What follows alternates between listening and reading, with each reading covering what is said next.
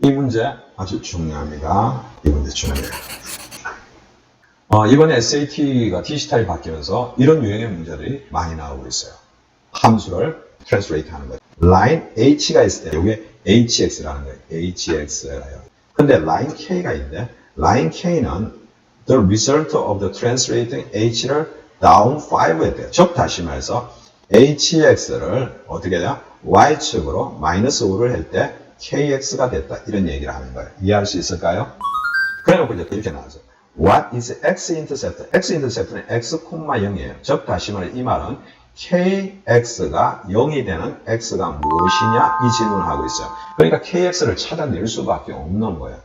그런데 우리가 찾는 방법이 두 가지가 있겠죠. HX를 찾은 다음에 마이너스 5를 해서 KX를 만들어주는 방법이 있어요. 그렇게 되면 HX 찾아야죠. 또 그걸 마이너스 5를 해야죠. 그 다음에 K에다가 X를 해서 0을 만들어야죠. 그럼 세 가지를 해야 되기 때문에 상당히 어려운 문제가 발생할 거예요.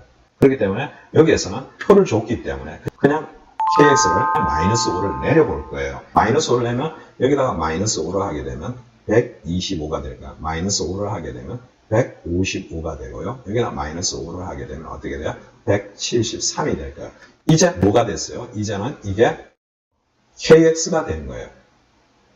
이해가 되겠죠? 이제 이 X와 이거하고의 관계를 찾아줄 거예요. KX를 바로 찾을 거예요. 그럼 기울기를 찾아볼게요. 얼마가 올랐어요? 플러스 5가 올랐어요. 얼마가 올랐어요? 플러스 30이 올랐어요. 그죠?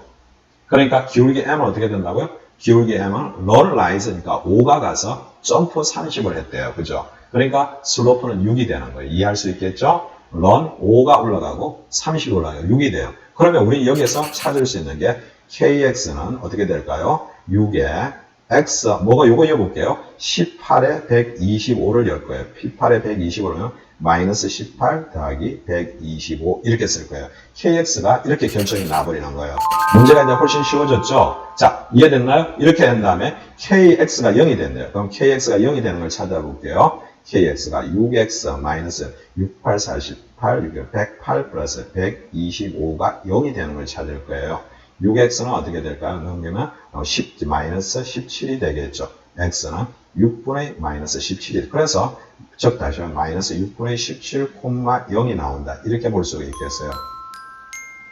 자, 방정식에서 지금 선생님이 바로 이렇게 잡아졌습니다. 이렇게 푸는 게 시간을 단축하는 방법이에요. 알겠어요? 맨 먼저 뭐가 있어요? 선생님이 x 변화분의 y 변화를 해서 슬로프를 찾았어요. 그죠? 슬로프를 찾은 다음에 점을 대입했어요. 만약 이걸 한번 대입할까요? 23에 155도 해볼게요. 만약에 23에 155를 한번 잡아본다면 y는 6에 x-23 더하기 155 이래도 돼요. 이거하고 똑같은 문제예요. 알았죠? 그죠? 만약에 26에 173을 26에 173을 여볼 거예요. 그럼 y는 6에 x-26에 173 이래도 돼요. 알겠죠? 이렇게 푸는 게 훨씬 시간이 절약이 된다는 거죠. 만약 라인 H를 만들어서 HX를 찾아서 이동을 시켜줘. KX는 HX-5 이렇게 찾아줘서 이렇게 풀어주는 방법이 있어요. 그거는 시간이 너무 많이 걸린다는 거죠. 너무 많이 걸리기 때문에 그렇게 하는 것보다는 바로 여기서 이렇게 변화를 시켜서 바로 KX를 찾을 거예요. KX, Y 값 찾고 기울기를 찾는 거예요. 이해됐나요? 자, 스텝 1입니다. 스텝 1, 스텝 2, 그리고 나서 스텝 3가 되겠죠? 점 올려서 이게 스텝 3가 되겠습니다. 스텝 3. 그리고 나서 답을 찾는 거예요. 그럼 스텝 4가 되겠죠. 이렇게. 자, 어려운 문제가 나왔습니다. 그죠? 만약 이해가 안 되면 한 2번, 3번을 풀어보세요. 그러면은 여러분 것이 될 거예요. 알았죠? 그죠?